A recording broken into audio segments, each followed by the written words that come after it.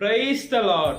యేసు క్రీస్తు వారి పరిశుద్ధమైన నామంలో మీ అందరికీ వందనాల శుభాలు తెలియపరుస్తూ ఉన్నానండి. యెషయా గ్రంథం 49 అధ్యాయం 25 వచనం, నీతో యుద్ధము చేయు వారితో నేను యుద్ధము చేసేదను, నీ పిల్లలను నేనే రక్షించెదను అని దేవుని వాక్యం సెలవిస్తుందండి.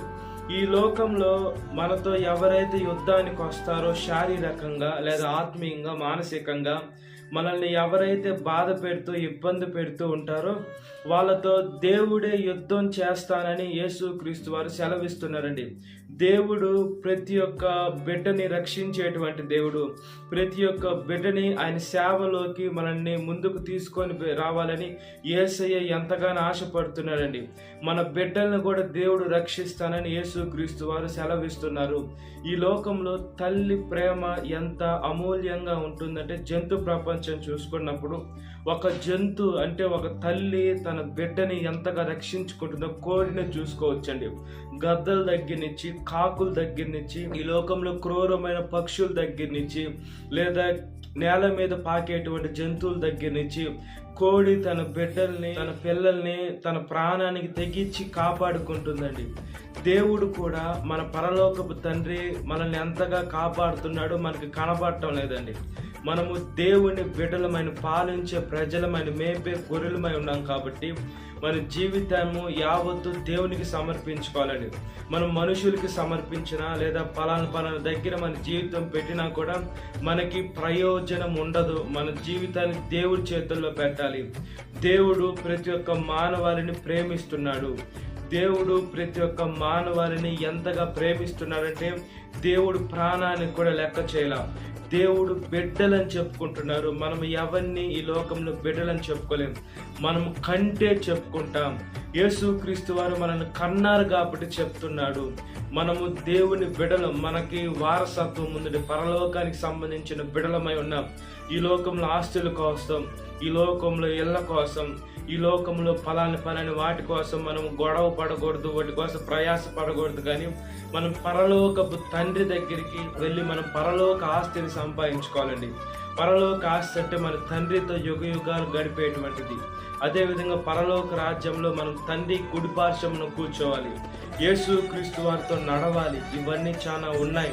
మనం ఈ లోకంలో టైం వేస్ట్ అనేది చేసుకోకూడదండి. దేవుడు మనల్ని రక్షించేటువంటి దేవుడు, మన బిడ్డల్ని రక్షించేటువంటి దేవుడు. ఈ లోకంలో మనం వచ్చామంటే దేవుని కృప ద్వారానే వచ్చాం. మనం ఇంకా ఆరోగ్యంగా ఉన్నామంటే దేవుని కృప. అనేక మంది చనిపోయారు. గొప్ప గొప్ప డబ్బు ఉండేటువంటి వారు కూడా తమ ప్రాణము డబ్బు కాపాడుతుందా? ఇన్ని లక్షలు ఇస్తాను, ప్రాణమును నాలోనే ఉండంటే ఉంటుందా? ఉండదు. అంత దేవుడి చేతుల్లోనే ఉంది. మనము దేవుడి ద్వారానే వచ్చాం. ఆయన ఉండమంటే ఉండాలి, పిలిస్తే వెళ్ళిపోయే ఊపిరండి ప్రాణం. కాబట్టి ఆయనకి మనం ఎంత లోబడి ఉండాలి, ఆయన ఇచ్చిన ప్రాణ భిక్షకి ఆయన ఎంత తగ్గించుకొని ఉండాలి. మనకు గర్వం అనేది అవసరం ఉండదు. మనము గర్వపడితే నాశనం అయిపోతాం. కాబట్టి మనల్ని మనం తగ్గించుకుంటూనే ఉండాలి. మనం అవమానపడ్డా కూడా తగ్గించుకోవాలి. మనకేం కాదండి, మనం తగ్గించుకున్నంత మాత్రాన మనల్ని నలుగురు చూసి నవ్వుకుంటారేమో ఆ సమయంలో, అంతే తప్పితే మనతో ఎవరు యుద్ధం చేస్తారంటే దేవుడే ఉంటారండి మన పక్షాన. మనం ఆయన బిడ్డలై ఉన్నాం కాబట్టి మనల్ని రక్షిస్తాను అని దేవుని వాక్యం సెలవిస్తుంది. దేవుడు రక్షణ ఎంత గొప్పగా ఉంటుందో మనం బైబిల్ గ్రంథంలో అనేక బిడ్డల్ని మనం చూసుకోవచ్చండి. దేవుడు తన బిడ్డల్ని ఎంత గొప్పగా రక్షించారు, శత్రువుల దగ్గర నుంచి ఎంత గొప్పగా కాపాడారు. ఈ లోకంలో క్రూర మృగాల దగ్గర నుంచి, మృగం లాంటి మనుషుల దగ్గర నుంచి దేవుడు తన బిడ్డని వదిలివేసింటే దేవుడు కాదండి. దేవుడు సముద్రం మధ్యలో కూడా పేతురు అల్ప విశ్వాసములు మునగసాగినప్పుడు కూడా దేవుడు వెంటనే చేయి చాపి కూడా కాపాడాడు. మన విశ్వాస జీవితంలో మనం జారిపోతూ ఉంటాం, మనము తగ్గిపోతూ ఉంటాం. మన విశ్వాస జీవితాన్ని మనం పెంచుకునే బిడ్డలుగా ఉండాలి. మనం ఎప్పుడు పెంచుకుంటామో అప్పుడు దేవుడు మనతోనే ఎల్లప్పుడూ నడుస్తాడు. మన ఆత్మీయ జీవితం తగ్గించుకుంటుంటే మనం సాతానికి చోటు ఇచ్చేస్తాం. సాతాన్ ఏం చేస్తుందంటే మనలోకి వచ్చి మనల్ని ఎంత ఇబ్బంది పెడుతుందంటే, మనల్ని ఎంత ఆయాసపరుస్తుందంటే, మనల్ని ఎంత శోధిస్తుందంటే మనం ఊహించలేని శోధన సాతాను మన హృదయాల్లో కలవరాలు అనేది రేపుతూ ఉంటుందండి. కాబట్టి మనము సాతాను శోధనకి లోను కాకుండా ఉండాలంటే శోధనలో ప్రవేశించకుండా మెలకుగా ఉండి ప్రార్థన చేయనని దేవుని వాక్యం సెలవిస్తుంది. ఈ లోకంలో ప్రతి ఒక్క మనుషులకి శత్రువులు అనేటువంటి వారు ఉంటారు. అంటే శత్రువులు అంటే మనుషులే శత్రువులు ఉంటారు. దేవుని వాక్యం ఏం సెలవిస్తుందంటే మనుషులు మనకు శత్రువులు కాదు, కానీ మనుషులలో ఉన్న కొన్ని శక్తులు ఉంటాయి, అపవాద శక్తులు ఉంటాయి. ఆ శక్తులు ఏం చేస్తాయంటే ఆ మనుషుని లోపరుచుకొని వాళ్ళలో ప్రవేశించి మన మీదకి వ్యతిరేకంగా లేపేదానికి చూస్తుంటుంది.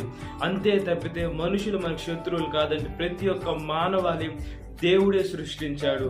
ప్రతి ఒక్క మానవాళి దేవుడి ద్వారానే కలిగారు. మనం దేవుని పేరు, దేవుని సేవకులను ముద్రపడిన తర్వాత నా వాళ్ళే నాకు వ్యతిరేకంగా లేచారంటే మనుషుల మీద మనం కోపం పెట్టుకుని ప్రయోజనం ఉండదు, టైం వేస్ట్ అదంతా. మనము దేవుడు బిడ్డలుగా ఉంటే ఖచ్చితంగా మనకి వ్యతిరేకంగా వస్తారు. సాతాను వాళ్ళలో ప్రవేశించి సాతాను వాళ్ళలో దూరి మన మీదకి వ్యతిరేకంగా లేపుతుంది. కాబట్టి మనం జ్ఞానం కలిగి ప్రార్థన చేసి ఎంత ఇబ్బంది కలిగినా ఎంత వ్యతిరేకత వచ్చినా కూడా మనం తగ్గించుకుంటూ ప్రేమ కలిగి దేవుని సేవలో ముందుకి మనం కొనసాగునట్లుగా ప్రార్థన. మహాపరిశుద్ధాత్మదేవ, మా ప్రియ పరలోకమందున్న తండ్రి, స్తోత్రం చెల్లిస్తున్నామయ్యా. యేసయ్య మమ్మల్ని రక్షిస్తున్న దేవా, యేసయ్య మా పక్షాన యుద్ధం చేస్తున్న దేవా, స్తోత్రమయ్యా. మాకు ఎంతమంది వ్యతిరేకులు లేచినా కూడా అయ్యా, యేసయ్య మనుషులు మాకు వ్యతిరేకులు కాదు, కానీ మనుషుల్లో ఉన్న సాతానేనయ్యా మాకు వ్యతిరేకి. అందుకనే మీరు పోరాడేది ఈ లోకంలో మనుషులతో కాదు, కానీ దురాత్మల సమూహాలు తన దేవుని వాక్యం సెలవిస్తుందయ్యా. ఈ లోకంలో దురాత్మ సమూహాలు ఏం చేస్తున్నాయంటే మనిషిని ఇబ్బంది పెడుతున్నాయి, మనిషిని గాయం రేపుతున్నాయి, మనిషిని ఎంతగానో చెడ్డగా చిత్రీకరిస్తున్నాయి.